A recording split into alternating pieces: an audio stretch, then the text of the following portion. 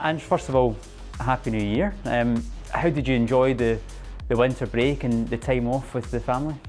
Yeah, look, obviously sort of came earlier than we thought, and after the St Johnstone game, we had a week off, which was good. Just to, as you said, spend some time with the family, and we just went for a bit of a drive around here and stayed local, which was nice. But still working, had stuff to do. Obviously, we were pretty busy over that period, just getting finalising our new recruits coming in. So, but it was good to get some time. We're obviously still in the middle of the winter break. Towards the end of December, there were so many games coming around. Do you give yourself an opportunity at this moment to reflect at all on the first 6 months of the season? Not really, because as I said, I knew that once the sort of game stopped, we had some work to do just to make sure we got our players in, the new players in, and I knew this would be a busy time with just our planning for the next sort of 6 months and beyond. So it doesn't really give you time, but I think from my perspective, what I have seen is progress in the first 6 months, and that's the most important thing. I think we're moving in the right direction. Still many areas we need to improve, but overall, I think from where we started, we're in a decent position. Going into this second part of the season now, what are your own ambitions for the football club for these next 6 months? As I said, continued progress, continued growth. We I think showed that from our perspective, the kind of football we want to play and the kind of football team we want to be. Just want to do that on a more consistent basis and at a better level than before. And if we do that, I think with what is coming up, it gives us a good chance of hopefully getting some more success for the football club, which is always the aim. You mentioned the new signings there. How excited were you to get those three players over the line, and how much are you looking forward to working with them? Yeah, no, I was pleased because I sort of said all along we kind of knew what we needed to do in January, and the key was to try and do it as early as possible because it's a tricky time this time of the year where you want to try and bring in players, but you want to try and bring in players who are not just going to be sort of emergencies just to fill in gaps, but guys who you think you can further build the team around, and to do that, the earlier we got them in, the better. And Michael, Chris, and everyone at the club worked awfully hard to get the deals done, and we had great cooperation from the Japanese clubs involved and the representatives, and I was really pleased when we managed to get them across here. Pretty much early in the new year, which meant they were here for the first training session. There's a lot of excitement amongst the supporters with the three new signings. If we kind of go through each of them one by one, Daizen's obviously someone you worked with before. What is it about him that made you want to work with him again? Yeah, I know Daizen well. Obviously, I worked with him in Japan at Yokohama, and he's a really determined and character in terms of wanting to be the best he can be. I could see from the first time I brought him in that he really wanted to improve, and he'd already had a bit of a stint in Europe, but I could see it was kind of unfinished business for him, and he wanted to really come back, improve himself, and in Japan, and then hopefully get another opportunity. So he's one.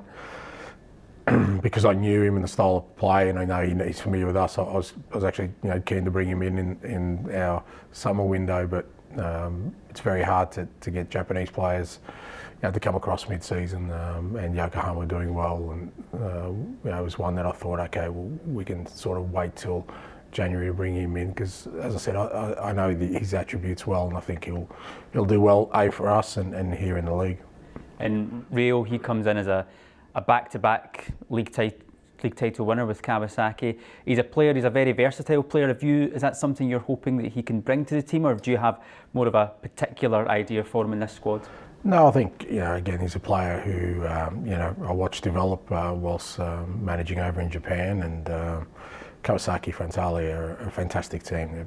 They've been the outstanding team for the last 5 years, and they got some ridiculous talent within their ranks, and Reo was definitely one of them. You could see that from the moment he stepped in to their first team, and as you said, he's had a lot of success. He plays at a club that demands success and wants to win every week, which is, will sound familiar to people involved in this club. So I knew that, again, he had the right type of character and temperament. In terms of position, he's a midfielder. He's an attacking midfielder, and he's one I think will develop over time, because he's only had 2 years of senior football. He came through the university system, so he's got a lot of upside, and I'm really excited to start working with him. And Gucci, as he wants to be known, he's a player that has also had experience in Europe as well. Do you think that's something that's going to help him establish himself at Celtic and settle? I think it helps. With Daizen and Yusuke, I thought that was absolutely an added bonus for us, because they'd had that experience. It is a very different culture in Japan, and for a lot of Japanese players, that first move across, it can be pretty challenging. But both those guys, I don't think they had negative experiences. They just had a real tough experience, and I really like the fact that that even though they came back to Japan, they came back to Japan with the intent of improving themselves to go again. And Yusuke is someone I followed because playing when I was managing the Australian national team, he's in the Japanese national team. He's somebody we scouted and was really an exciting young talent, and again a guy I'm really pleased to bring in and be able to work with. And bringing in 3 players as well, all at a very good age, 24, 25, that hopefully they can have a long period of success for this football club.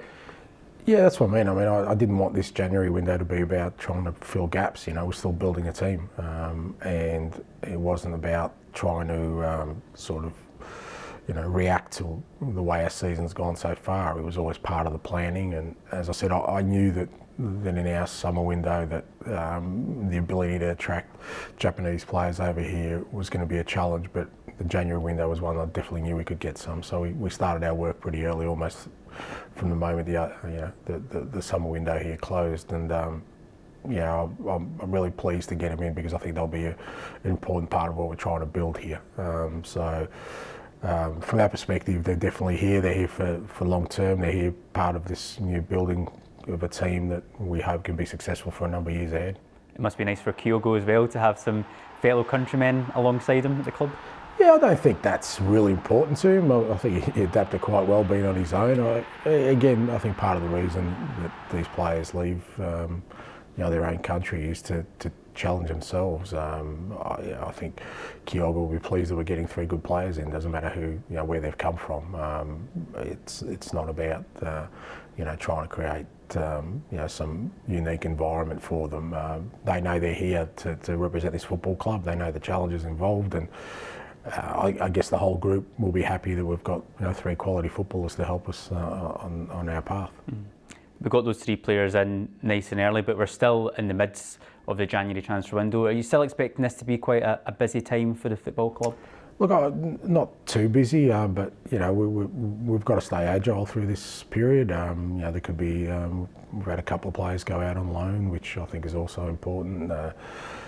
So we're looking at the squad the whole time, and through the whole January window, we'll make sure that what we need, if it's available, we'll bring in, and also, with the existing squad, make sure that we're continuing to develop our footballers. So I don't expect it to be too hectic, but as I said, we'll stay alert and make sure that if the right thing comes along, both in terms of incomings and outgoings, we'll be able to move.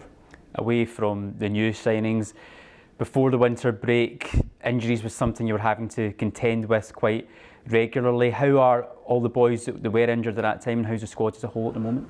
Yeah, they're all in different stages of recovery, but all progressing really well. Again, part of the reason of wanting to get the three lads in early from Japan was that, the one thing that was fairly evident was we didn't have the depth we needed and the quality to be able to rotate our team, and I think we suffered because of that. Quite a few of the players were carrying more of a load because we just didn't have alternatives. They're all at different stages of recovery, but we expect the majority to be up and running and available when the season restarts, and which will be great because hopefully we'll have the depth now to be able to cope with the it's still going to be a very sort of busy period for us. One player that is back in training is Christopher Jullien. He must feel like a new signing for you in his own right. Is he someone you're excited to work alongside now? Yeah, Chris has worked awfully hard, and you know it's always difficult with those long-term ones because there's no real sort of predetermined end date. But as you said, he's training well, and you know over the next sort of couple of weeks we'll get him involved in terms of playing some football and see where he's at, and you know hopefully you know he hits the ground running and can help us on our cause. The game against Hibs is only 10 days away now. How important is it for you and for the football club and Scottish football in general that we have supporters back in stadiums in the numbers that we can get them back? Yeah, I mean, for me, it's beyond talking about how important it is. It's all encompassing. It's the one thing, you know. Football and supporters are not two separate entities, as far as I'm concerned. As I said, after the St Johnstone game, we won, but I didn't really enjoy the game, and I don't think anyone does. I don't think there'll be a football club around the world or a football player who wants to play in empty stadiums. So, as I said, I think the quicker we can stop differentiating football and supporters and just treat it as one entity. That's why I thought it was great that you know the league decided to stop for those. You know, for that week earlier, because it just means it gives us a chance to get football back up and running. And for me, football is, you know, supporters in the stadium. Well, fingers crossed we can have 60,000 there for that game. But Ange, thank you very much for taking out the time to speak to us. My pleasure. Thank you.